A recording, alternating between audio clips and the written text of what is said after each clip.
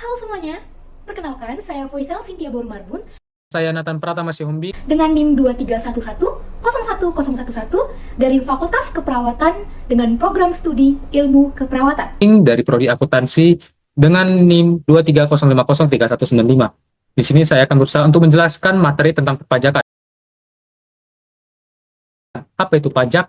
Pajak adalah kontribusi wajib kepada negara yang ditentang oleh orang pribadi atau badan yang bersifat memaksa berdasarkan undang-undang.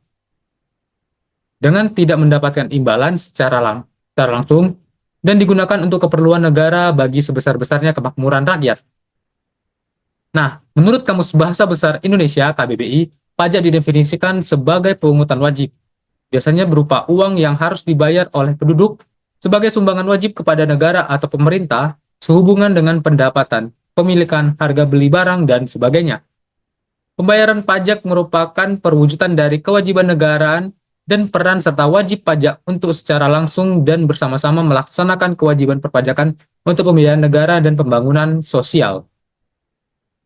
Semisal falsafah Undang-Undang Perpajakan, membayar pajak bukan hanya merupakan sebagai kewajiban, tetapi merupakan hak dari setiap warga negara untuk mengikuti partisipasi dalam bentuk peran serta terhadap pembayaran negara dan pembangunan nasional. Kemudian kita masuk ke B, yaitu syarat pemungutan pajak. Ada 3 syarat dalam pemungutan pajak. Yang pertama, tidak mudah untuk membebankan pajak pada masyarakat. Bila terlalu tinggi, masyarakat akan enggan membayar pajak dan mungkin ini akan berpengaruh pada pendapatan nasional. Yang kedua, bila terlalu rendah juga, maka pembangunan tidak akan berjalan karena dana yang kurang. Oleh sebab itu, pajak benar-benar harus diatur dengan sebaik mungkin.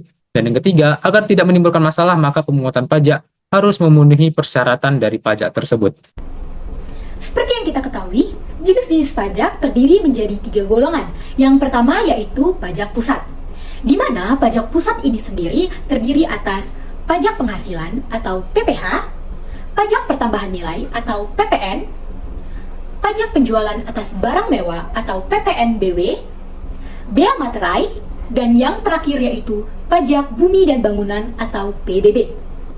Selanjutnya, jenis pajak yang kedua yaitu pajak daerah provinsi, di mana pajak daerah provinsi ini sendiri meliputi yang pertama, pajak kendaraan bermotor, bea balik nama kendaraan bermotor, pajak bahan bakar kendaraan bermotor, pajak rokok, dan pajak air permukaan.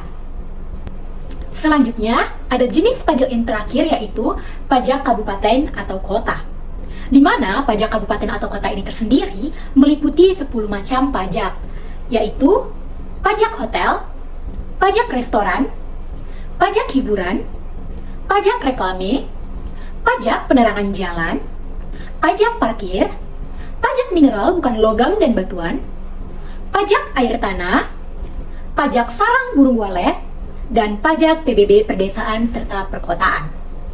Selanjutnya, adapun keuntungan dan kerugian dari pajak ini sendiri, di mana keuntungan dari pajak ini yang pertama yaitu pendapatan untuk pemerintah. Pajak menyediakan pendapatan yang diperlukan bagi pemerintah untuk menyediakan layanan publik. Yang kedua yaitu distribusi kekayaan, di mana pajak dapat digunakan untuk mengurangi kesenjangan ekonomi dengan redistribusi kekayaannya. Selanjutnya, pengaturan ekonomi, di mana pajak bisa menjadi alat untuk mengatur ekonomi, seperti memberikan insentif untuk investasi atau mengurangi pajak untuk mendorong konsumsi. Yang kelima yaitu pengendalian inflasi, di mana pajak dapat membantu mengendalikan inflasi dengan mengurangi jumlah uang yang beredar. Selanjutnya ada pengurangan polusi, di mana pajak lingkungan dapat mengurangi polusi dengan memberikan insentif untuk praktik yang ramah lingkungan.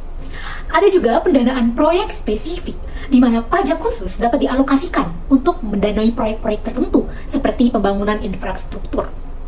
Selanjutnya ada stabilisasi ekonomi, di mana pajak ini sendiri bisa menjadi alat untuk membantu stabilisasi ekonomi dalam situasi resesi atau inflasi.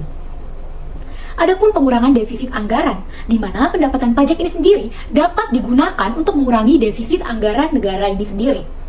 Selanjutnya, pendidikan dan kesehatan, di mana pajak menyediakan dana bagi layanan penting seperti pendidikan dan kesehatan.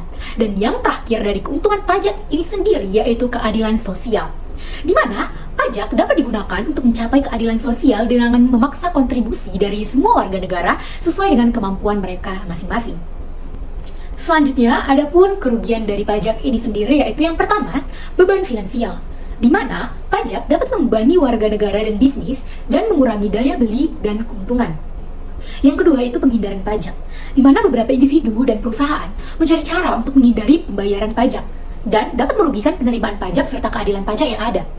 Yang ketiga yaitu efek negatif pada pertumbuhan ekonomi ini sendiri, di mana pajak yang tinggi atau sistem pajak yang kompleks dapat menghambat pertumbuhan ekonomi dengan mengurangi intensif untuk berinvestasi dan berinovasi.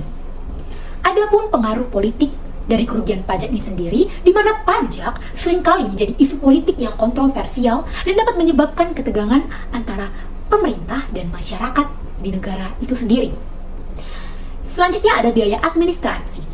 Mematuhi peraturan pajak memerlukan biaya administratif yang signifikan bagi individu serta bisnis. Adapun penyimpangan dana. Dana pajak tidak selalu digunakan secara efisien ataupun transparan oleh pemerintah, yang dapat menyebabkan penyimpangan ataupun penyalahgunaan.